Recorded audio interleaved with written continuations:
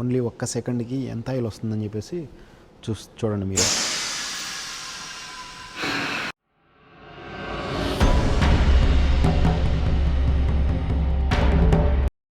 First దీంతో అయితే drill చేస్తారు.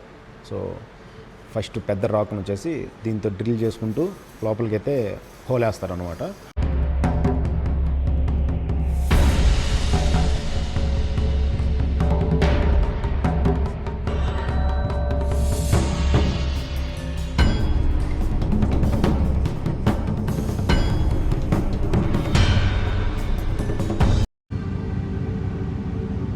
తగలబెట్టేసినప్పుడు ఎలా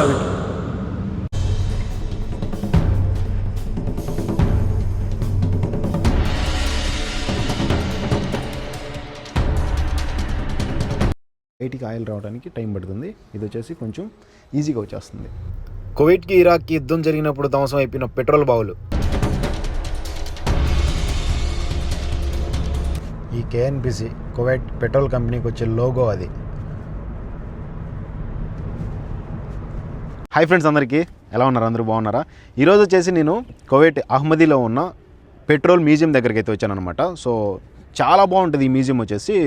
పెట్రోల్ అంటే క్రూడ్ ఆయిల్ తీసిన దగ్గర నుంచి పెట్రోల్కి ఎలా మలుస్తారు, అండ్ ఒక్క సెకండ్కి ఎంత పెట్రోల్ ప్రొడ్యూస్ అయ్యిద్ది, అండ్ ఒక రోజుకి ఎన్ని లీటర్ల పెట్రోల్ అయితే తీస్తారనేది మొత్తం క్లియర్గా ఉంటుంది అనమాట దీని లోపలైతే. సో మీకు అందరికీ చూపిస్తా. ఎప్పటి నుంచో అనుకున్నా ఈ వీడియో చేయాలని చెప్పేసి.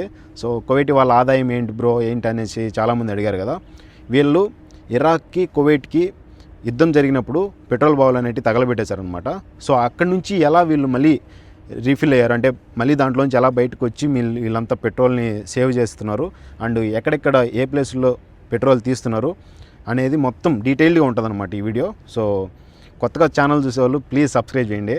సో ఆల్రెడీ చూస్తున్న వాళ్ళైతే ఖచ్చితంగా కామెంట్ చేయండి, అండ్ మర్చిపోకుండా లైక్ చేయండి. మీరు లైక్ చేయడం వల్ల ఇంకా కొంతమందికి ఈ మ్యాటర్ ఈ విషయం అనేది యూజ్ అయ్యిద్ది.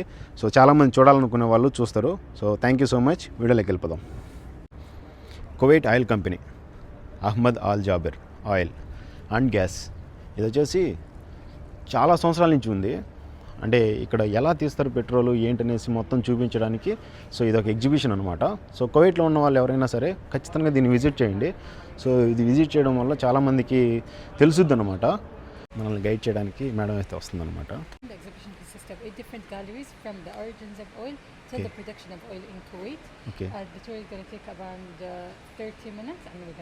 ఓకే, మనమైతే ఇప్పుడు కిందకైతే వెళ్తున్నాం అనమాట. సో అండర్గ్రౌండ్లోకి.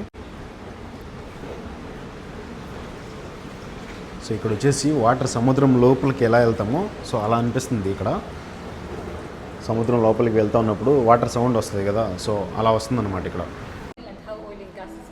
ఓకే,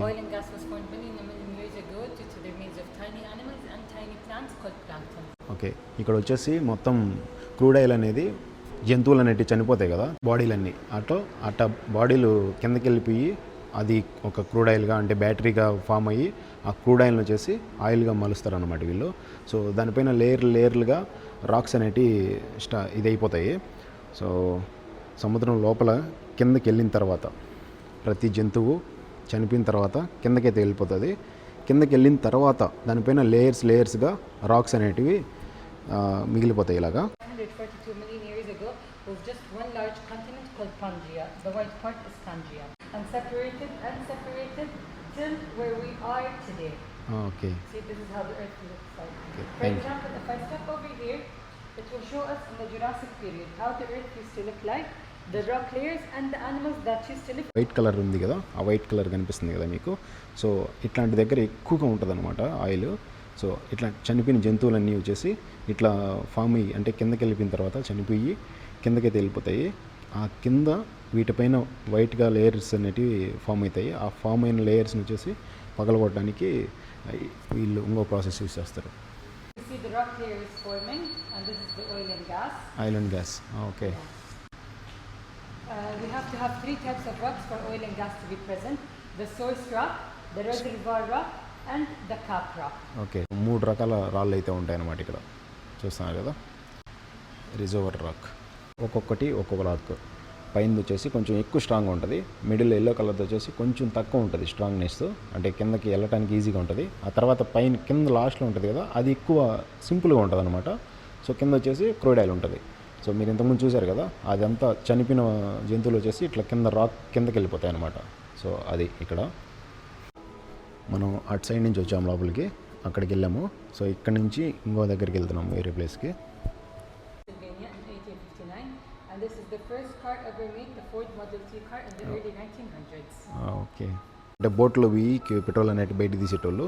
సో చాలా కష్టమైపోయేది అనమాట. సో ఆ తర్వాత కొద్ది రోజులకి ఇట్లా మిషన్లు అయితే కనిపెట్టారు. 1975, 79, 80, 83, 1990, 1991, 1993, 1996, 1998, 2002, 2004,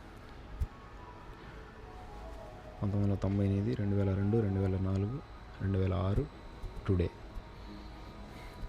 ఎంత లోయెస్ట్, ఎంత తక్కువ ఇదిలో నుంచి ప్రొడ్యూస్ చేసుకుంటూ పెట్రోల్ని ఎంత highest history of the Kuwait oil company. చూడండి ఎక్కడి నుంచి ఎక్కడికి వచ్చారో అది చెప్పని తరం కావట్లే. ఇక్కడ మాత్రం గూస్ బంప్స్ వస్తున్నాయి ఇక్కడ చూస్తూ ఉంటే అన్నీ. వీళ్ళు ఎలా కనుక్కోవడం కానీ, అది తీసుకొని రావడం కానీ, అండ్ ఇక్కడ చూపించడం కానీ సూపర్ ఉంది అసలు. One with tightly packed grains and one with loosely packed grain. Before flipping, we can see they're the same level. But okay, once I flip it, what can we notice? You can notice that the loosely packed grains produces more oil because there is more space for oil to travel through. చూడండి ఇక్కడ వచ్చేసి ఇవి థిక్గా ఉన్నాయన్నమాట, అంటే దగ్గరగా ఉన్నాయి balls, అంటే దగ్గరగా ఉంది రాక్. సో ఇది వచ్చేసి కొంచెం దూరంగా ఉందన్నమాట. స్పేస్ ఎక్కువ ఉండటం వల్ల ఆయిల్ అనేది తీయడానికి చాలా ఈజీగా వచ్చేస్తుంది. సో ఇది రావడానికి, ఆయిల్ బయటికి రావడానికి చాలా కష్టమైపోతుంది అనమాట. చూడండి మీరే బాగా గమనించండి, ఇది ఫిల్ అవ్వడానికి అండ్ ఇది బయటికి రావడానికి ఆయిల్ చాలా టైం పడుతుంది.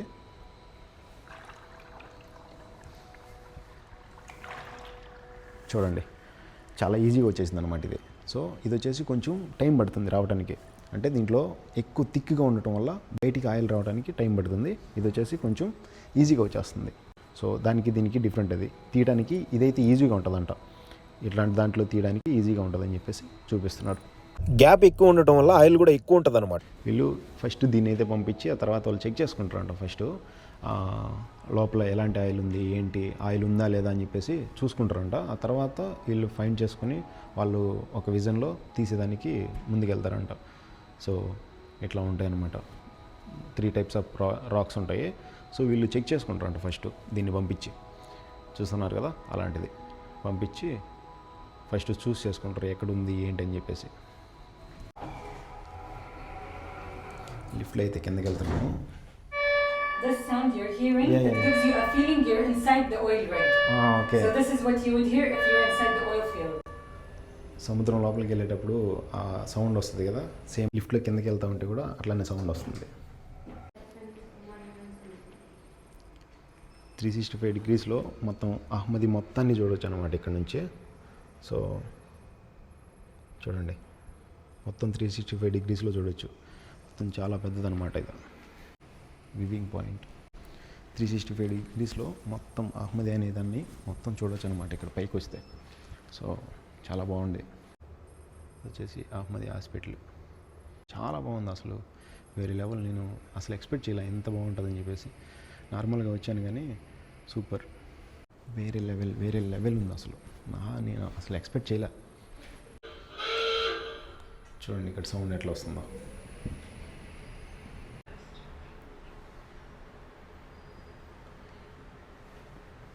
Just show you the different depths of the drilling process.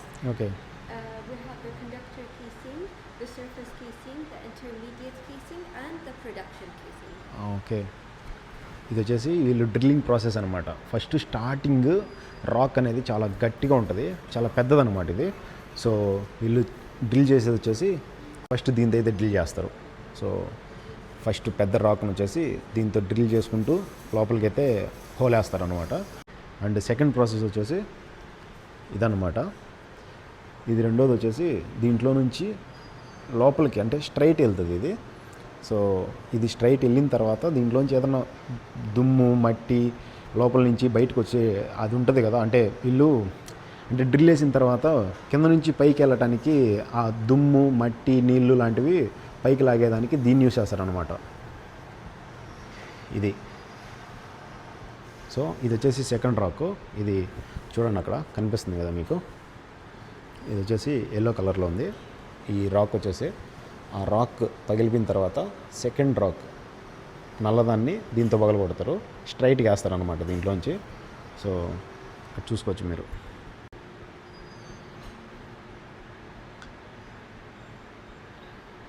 లోపలికి సముద్రం లోపలికి డ్రిల్ అనేది స్ట్రైట్ వెళ్తుంది ఇది.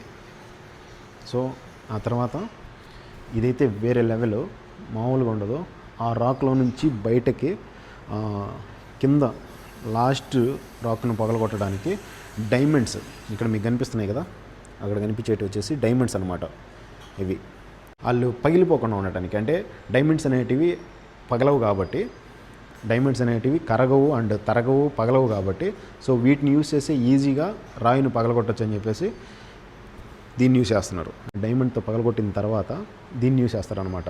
ఇక్కడ మీకు కనిపిస్తుంది కదా సైడ్లో ఒక స్పెసిఫిక్ పాయింట్ అనేది వాళ్ళు ఓకే చేసుకున్న తర్వాత ఈ రాక్ని కూర్చోబెట్టి ఈ హోల్స్ కనిపిస్తున్నాయి కదా, ఆ హోల్స్లో యాక్చువల్గా బాంబులు అంటారు కదా, బాంబులు యూస్ చేసి పగలగొట్టచ్చు. కానీ బాంబులు యూస్ చేసి పగలగొడితే అంత ఇది ఉండదు. సో వీళ్ళు వచ్చేసి డైరెక్ట్ ఈ హోల్స్లో బుల్లెట్లు, పెద్ద పెద్ద బుల్లెట్లు అనేటివి పెట్టేసి ఆ బుల్లెట్ల ద్వారా పగలగొడతారు అనమాట. బుల్లెట్ల ద్వారా పగలగొట్టడం వల్ల ఆటోమేటిక్గా మొత్తం స్ప్రెడ్ అయిపోద్ది.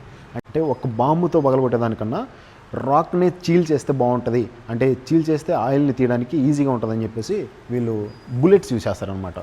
సో ఇది వచ్చేసి ఫోర్త్ స్టెప్పు, ఓకేనా. ఇది వచ్చేసి థర్డ్ స్టెప్పు, డైమండ్స్తో పగలగొట్టేది థర్డ్ స్టెప్పు.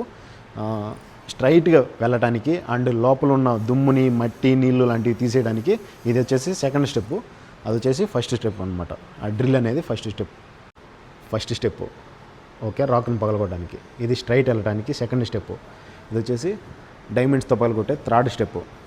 ఇది వచ్చేసి fourth step. And over here we have the 3 different types of oil. We have the heavy, the medium and the light. వచ్చేసి 3 టైప్స్ ఆఫ్ ఆయిల్ ఉందన్నమాట. So ఇది వచ్చేసి heavy oil, కొంచెం ఇది వచ్చేసి మనం తిప్పడానికి కూడా హెవీగా ఉంటుంది అనమాట. సో ఇది వచ్చేసి హెవీగా ఉంటుంది కొంచెం, దానికన్నా కొంచెం లైట్ ఆయిల్ అనమాట. ఇది కొంచెం లైట్ హెవీగా ఉంది. సో ఇది వచ్చేసి రెడీ అయిపోయిన ఆయిల్ అనమాట. ఇది చాలా బాగుంది, అంటే తెలుస్తుంది ఆటోమేటిక్గా. ఇప్పుడు ఇట్లా మనం చేత్తో తిప్పుతూ ఉంటే తెలుస్తుంది అనమాట. సో ఫ్రీగా ఉందా, ఎక్కువ థిక్గా ఉందా అని చెప్పేసి. సో 3 టైప్స్ ఆఫ్ ఆయిల్ అయితే ఉంది ఇక్కడ. ఒకటి బ్లాక్ కలర్ అండ్ ఇంకొంచెం థిక్ కలర్, అది వచ్చేసి లైట్ కలర్. వచ్చి తిప్పితే ఈజీగా ఈ బాల్ అనేది కిందకి ఈజీగా వచ్చేసింది. ఆ తర్వాత కొంచెం లేట్గా వచ్చింది ఇది అనమాట. ఇది వచ్చేసి ఇంకా కొంచెం లేట్ అయిపోయింది.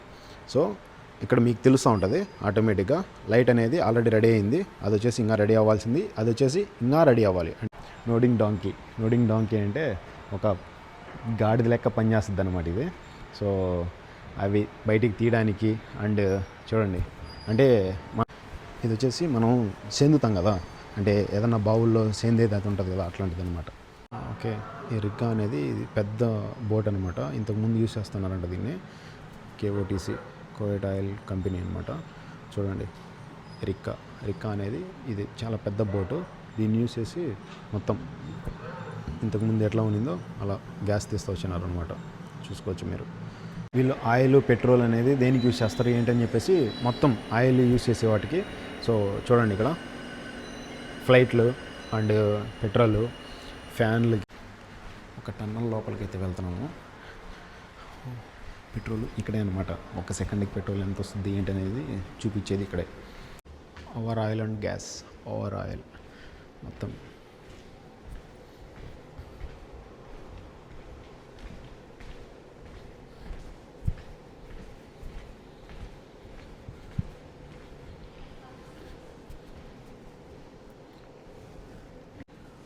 ఒక్క సెకండ్కి ఎంత ఆయిల్ వస్తుందో చూడండి. ఇక్కడ పడే ఆయిల్ వచ్చేసి ఒక్క సెకండ్కి వస్తుంది అనమాట. ఓన్లీ ఒక్క సెకండ్కి ఎంత ఆయిల్ వస్తుందని చెప్పేసి చూడండి మీరు.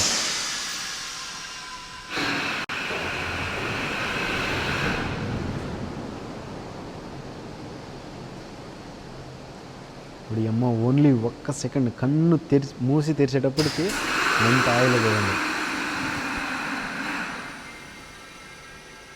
కన్ను రెప్ప మూసి తెరిచేలోపు ఒక్క సెకండ్కి ఇంత ఆయిల్ ప్రొడ్యూస్ చేస్తారనమాట కువైట్లో. దాదాపు ఒక్క రోజుకి వచ్చేసి 3.15 మిలియన్ బ్యారియర్స్, అంటే ఒక్క బ్యారియర్కి వచ్చేసి 159 లీటర్లు అనమాట. ఇంకా మీరే లెక్క పెట్టుకోండి ఒక్క రోజుకి ఎంత ప్రొడ్యూస్ చేస్తున్నారని చెప్పేసి. సో ఒక్క సెకండ్కి పెట్రోల్ ఎంత ప్రొడ్యూస్ అయ్యిద్ది అనేదానికి ఇది.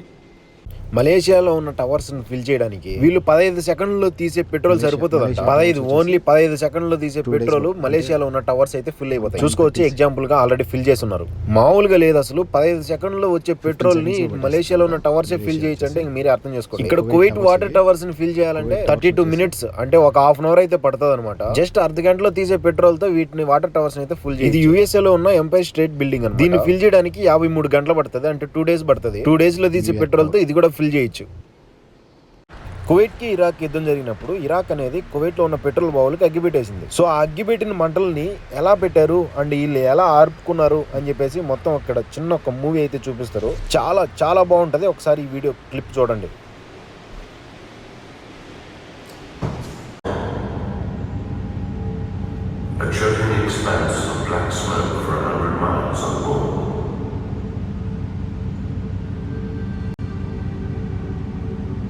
తగలబెట్టేసినప్పుడు ఎలా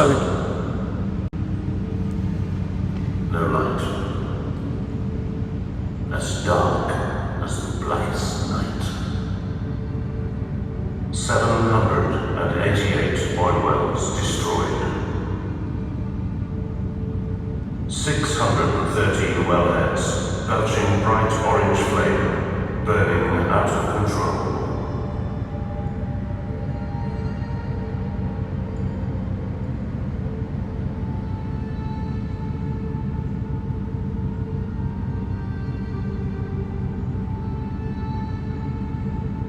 Millions of barrels of oil gushing from the ground every single day. Enough to keep the fires of hell raging for another 50 years. Of the Kuwaiti wild well killers. It was pitch dark, and the more I drove into the field, the darker it got. I had never thought of this kind of darkness because made the air completely transparent. This was Kuwait in 1991, victim of the worst act of environmental destruction in human history.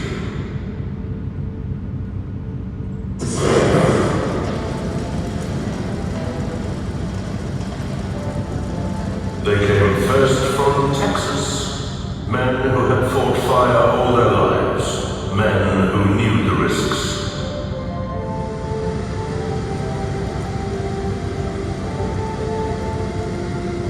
Pat Campbell of Wild Well Control. Even all of us that have worked on welfares and blowouts our whole life, no one ever saw hundreds of wells burning at the same time.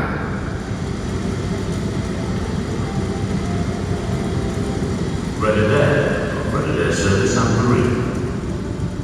When you first got in, it was a heck of a bad-looking sight. At first, their experience told them that it would take 5 to 7 years to extinguish all the fires. 5 to 7 years that would destroy 10% of Kuwait's oil reserves. Years of contaminated water, of choking black smoke and darkness. Years of hell.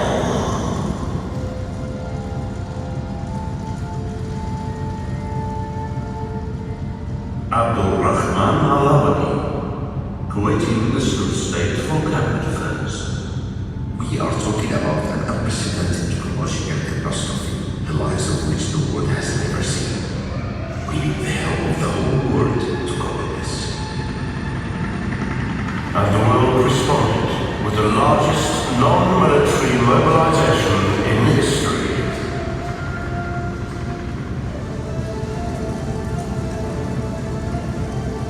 The Americans were soon joined by Canadians.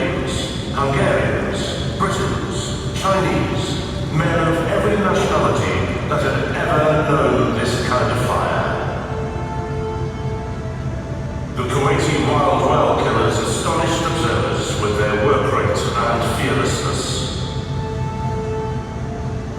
Bulldozers piled desert sand, layer upon layer, into blazing pools of oil, one road leading to every fire. The kind of fire that could raise air temperatures so high that the sand melted into streams of flowing glass. Now they needed water to cool both men and equipment. To get it, they reversed the flow of pipelines from the Arabian Gulf. Where crude oil once flowed to the sea, water now flowed in the opposite direction. Millions of gallons, pumped in constant streams over every wellhead, every machine, and every worker, cooling them just enough to begin the task of removing twisted metal debris from around the well, so it was safer to start fighting the fire. The water keeps you from boiling inside your protective suit. You're sweating out more than a liter of water an hour, and the only shelter is a tin shed. Tin absorbs heat, enough to provide a few moments relief. That was enough to keep the fuel tanks on the bulldozers from exploding.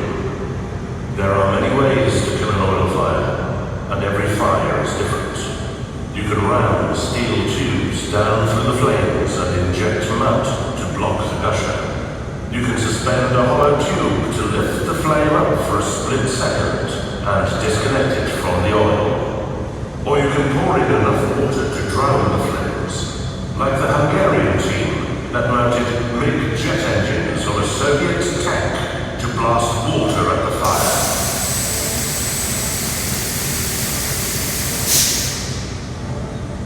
But the most effective technique of all was pioneered in the Texan oil fields. It works on the simple principle that fire needs oxygen to burn. The one sure way to remove the oxygen, if only for a split second, is with an explosive charge.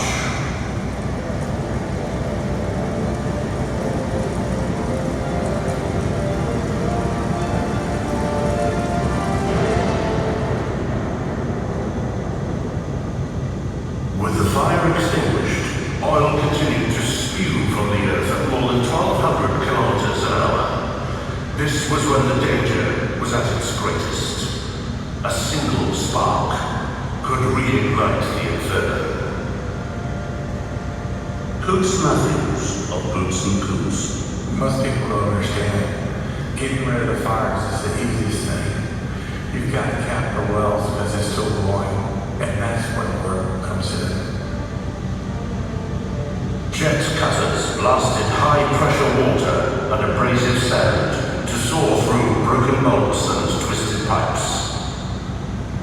New wellheads were cautiously maneuvered over the pipeheads and clamped into place.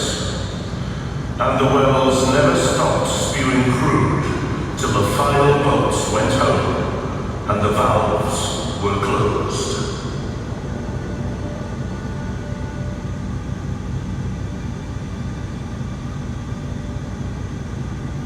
Mike Foreman ఎంతో of మంది Boots and దీనికోసం Coots. When you actually ఆ మంటలు ఆరపడం కోసం ఎంతో మంది vendors in, it's the quietest quiet in the world. It's a very good feeling.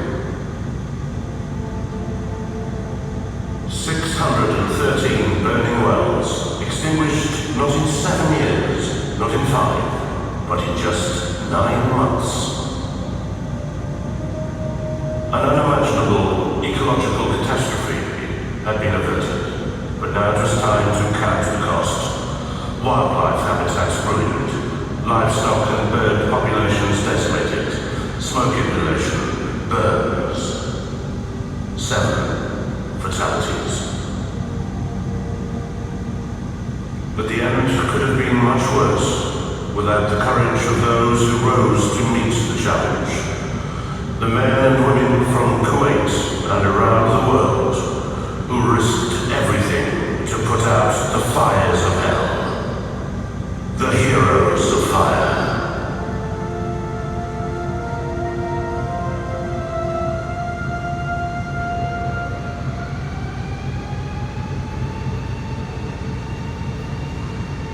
When asked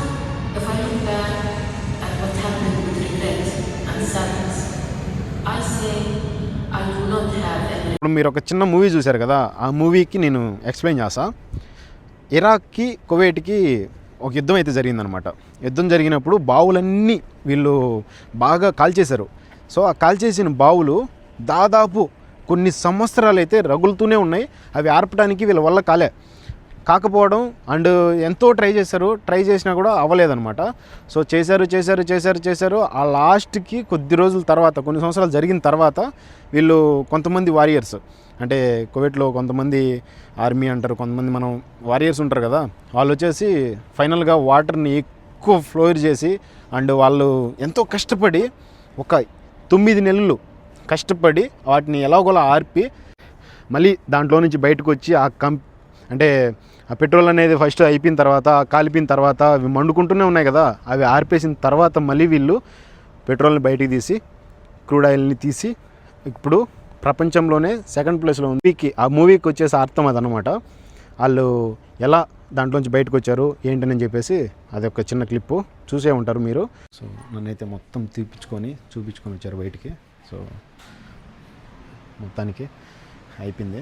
so చూసారు కదా, ఒక చిన్న మూవీ లాంటివి చూపిస్తారు అండ్ ఒక సెకండ్కి పెట్రోల్ ఎంత వస్తుందని చెప్పేసి కూడా చూసారు కదా. సో అదన్నమాట మొత్తం. ఇక్కడికి వచ్చిన తర్వాత వీళ్ళే గైడ్ చేస్తారు. ఇక్కడికి వచ్చాక మొత్తం మనం అంతా లోపల తిరిగి చూడొచ్చు అండ్ వాళ్ళు చూపిస్తారు ఒక సెకండ్కి పెట్రోల్ ఎంత వస్తుంది. అండ్ నేనైతే ఆశ్చర్యపోయినా, నిజంగా చాలా బాగా అనిపించింది నాకు. నిజం చెప్తున్నా, కువైట్లో ఎవరన్నా చూడాలి, ఈ ప్లేస్ని విజిట్ చేయాలనుకుంటే మార్నింగ్ 8 to ఈవినింగ్ 4 వరకు ఉంటుంది అనమాట. ఈజీగా వెళ్ళి చూసుకొని మొత్తం చూపించి వస్తారు. ఒక ½ అవర్ పట్టుద్ది లోపలికి వెళ్ళేసి చూపించుకురావడానికి. సో వాళ్ళే దగ్గరుండి చూపించి తీసుకొని వస్తారు. సో ఎవరైనా రావాలనుకున్న వాళ్ళు సండే టు థర్స్డే, ఆదివారం నుంచి గురువారం వరకు మాత్రమే ఉంటుంది. పొద్దున్న 8 గంటల నుంచి సాయంత్రం 4 గంటల వరకే. శుక్రవారం శనివారం హాలిడే అనమాట. సో రావడానికి కుదరదు. ఎవరైనా సరే కువైట్లో ఉన్నవాళ్ళు ఖచ్చితంగా చూడాల్సిన ప్లేస్ ఇది. సో కువైట్లో ఉన్న వాళ్ళు అయితే ఖచ్చితంగా చూడండి. అండ్ ఇండియాలో ఉన్న వాళ్ళు మీకోసం చూపిద్దామని చెప్పేసి నేను ఎప్పటి నుంచో నేను చూడాలనుకున్నా అండ్ మీకు కూడా చూపించినట్లు ఉంటుందని చెప్పేసి వచ్చానన్నమాట. చూసేసా ఈరోజుకి మొత్తం చూపించాను అనుకుంటున్నా. మీ అందరూ ఖచ్చితంగా ఈ వీడియో నచ్చుతుంది, ఖచ్చితంగా నచ్చింది అని అనుకుంటున్నా. సో చాలామంది అడిగేటోళ్ళు ఆదాయం ఏంటి కువైట్ వాళ్ళకి అని చెప్పేసి. కువైట్ వాళ్ళకి ఆదాయం ఇదే అనమాట. కువైట్లోనే అహ్మదీ అనేది 1st ప్లేస్లో ఉంది. సో చాలా బిగ్గెస్ట్ అంటే వీళ్ళు ఆదాయానికి కానీ అండ్ పెట్రోల్ తీయడంలో అండ్ పెట్రోల్ని ట్రాన్స్పోర్ట్ చేయడంలో, బయట దేశాలకి ట్రాన్స్పోర్ట్ చేయడంలో ద బెస్ట్ అనిపిస్తుంది. చెప్పడం మర్చిపోయా, వితౌట్ కాస్ట్ అంటే ఫ్రీ అనమాట వెళ్ళటానికి లోపలికి. ఏ మాత్రం వాళ్ళు ₹1 కూడా ఛార్జ్ చేయరు. లోపలికి వెళ్ళి మనం చూసుకొని మొత్తం తిరిగి రావచ్చు. కొన్ని వేల మందికి, కొన్ని లక్షల మందికే ఉపాధి కల్పించింది అని చెప్పచ్చు. సో ఈ అహ్మదీ అనే ఎగ్జిబిషన్ వచ్చేసి చాలామందికి ఇన్స్పిరేషన్గా ఉంటుంది అండ్ అక్కడికి వెళ్ళి ఖచ్చితంగా చూడాలి. ఈ కేఎన్పిసి కువైట్ పెట్రోల్ కంపెనీకి వచ్చే లోగో అది.